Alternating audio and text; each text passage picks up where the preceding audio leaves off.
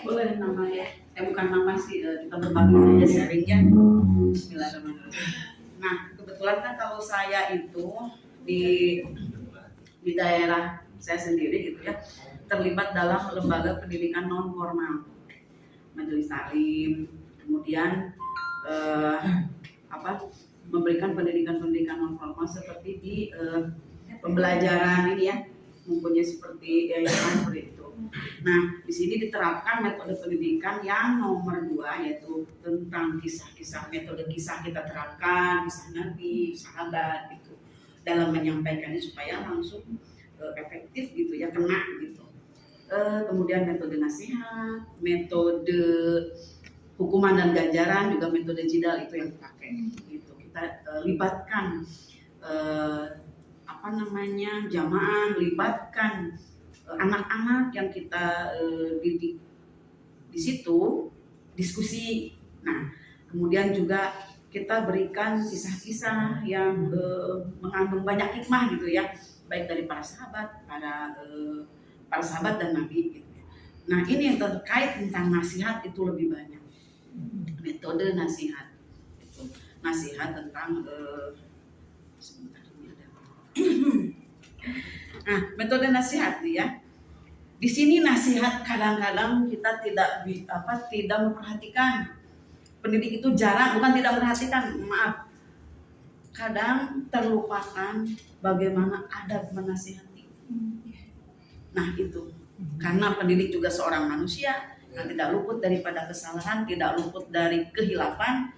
Ini beberapa adab nasihat itu sering terlupakan. Atau memang ya dilupakan gitu ya, gitu, karena ego bisa. Nah, contoh misalkan beberapa adab menasihati di dalam Islam itu gitu ya, dan kita terapkan dalam pembelajaran tersebut baik di lembaga pendidikan formal atau non formal. Contoh, ikhlas karena Allah, ikhlas niat karena Allah, apapun kita menasihati seorang itu dengan niat karena Allah. Kemudian menasihati sesuai syariat gitu, tidak berdasarkan kepentingan sendiri ya, gitu, tidak berdasarkan dendam, tidak berdasarkan apa ya.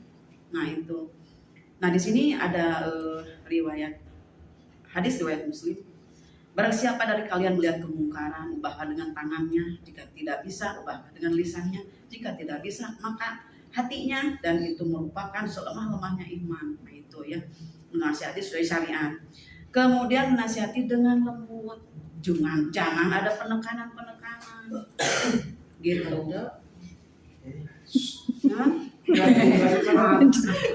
Nah, jadi menasihati itu ini punten ya. Ibu-ibu itu biasanya yang sudah mempunyai pengalaman gitu ya, baik dalam berkeluarga, dalam pembelajaran di masyarakat, taklim dan lain-lain. Coba agar kalau seseorang itu kita nasihati dengan lembut, tutur kata yang santun, tutur kata yang baik, dari hati, bukan dari logika atau apa, dari hati. Keluarkan, curahkan, menasihati antara sesama manusia, sesama muslim bagaimana. Itu akan efektif. Benar-benar, oh iya, kita mengingat nasihat seorang guru ini, nasihat seseorang ini aku ingat. Nah itu. Jadi menasihati dengan lembut. So, enak istri dinasihati oleh suami kasar, enak nggak? Nggak enak. Murid oleh guru dinasihati kasar, enak nggak? Nggak enak. Gitu. Terus sebaliknya sekarang suami dinasihati oleh istri dengan kasar, enak nggak? Ditekan, enak nggak? Nggak enak. Lain malah mulut, malah frontal, makin mental, seperti saya kena itu mental, jadi nggak enak gitu ya. Bukan cahaya pokoknya mah mental, sesuatu yang mental aja. Nah, kemudian menasihati secara rahasia, bukan mempermalukan. Beda ya, kan menasihati itu jangan mempermalukan. Misalkan, puntennya ya dianalogikan. Kang Alam eta acuk misalkan meni warna teh orangnya gurahay enggak gitunya di hadapan semua orang. Pokoknya dia naksir abdi gitunya, abdi di era-era abdi teh di kelas gitu. Tamunya sepuntennya itu menasihati apapun gitu. Jangan di hadapan banyak orang. Jadi menasihati secara rahasia, 2 mata. Kok 2 mata ya, 4 mata. Kicau-kicau. Sarang kaca soca nu mata. Terus jangan memaksa agar nasihat itu diterima. Kudunya nurut gitu. Nggak bisa. Nabi pun dulu itu, Nabi kita Muhammad SAW dulu juga menasihati, tidak memaksa, memberikan arahan. Selebihnya ya terserah, misalkan yang dinasihatinya apakah misalkan mau menuruti atau mau mengikuti, kan kembali lagi ya. Kemudian mencari waktu yang tepat, menasihati itu mencari waktu yang tepat, ada waktunya gitu, tepat atau ya gitulah, mungkin semuanya paham ya. Nah itulah mungkin salah satu. Nah ini tentang hukuman dan ganjaran. Nah, kita juga memberikan hukuman untuk asa saya sebagai seorang pendidik, segala sesuatunya saya berkuasa, saya yang punya gitu. Saya kuasa di sini, kamu tidak ada apa-apanya. Kamu namanya anak pendidik, misalkan hukuman saya tidak. Hukuman itu tetap ada aturan gitu yang dilakukan di mana di sana. Karena bukan saya saja yang terlibat di lembaga tersebut gitu, ada beberapa kru lain gitu, ada beberapa pendidik lain juga itu menerapkan hukuman itu tidak berdasarkan satu orang saja, melibatkan semuanya. Kita diskusi hukuman yang cocok buat anak ini apa ya, dan hukuman yang cocok buat saudara ini apa ya, karena dia gampang tersinggung, dia anu. Nanti alih-alih misalkan kita berikan hukuman seperti itu, nggak mau ngaji.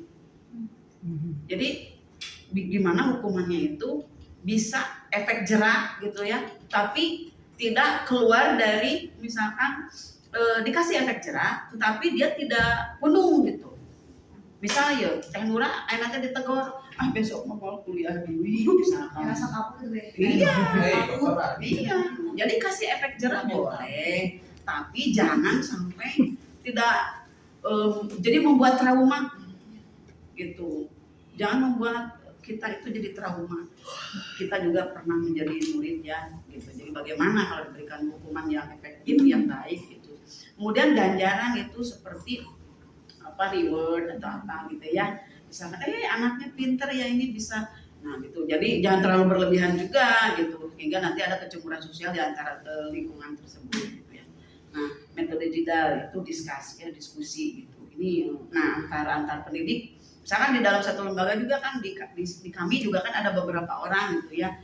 Itu tidak, si pendidik itu tidak kekeh gitu. Pokoknya ini kudu ieu metodenya kudu diserapkeun. Nah, seperti itu. Itu aja mungkin, dan kisah saya ambil semualah sama. Mohon maaf tidak ada kesalahan kata atau ada yang merasa tersinggung juga, mohon maaf. Kang Alam terus-terusan dia dari penderita selalu dianalogikan, mohon maaf ya. Iya. Jadi istilahnya punya talk heart to heart. Nah, dari hati ke hati. Ada. Ngobrol dari mulut ke mulut tuh kayaknya kurang masuk ya. Jadi mending dari hati ke hati. Ya. Dengan perasaan. Saya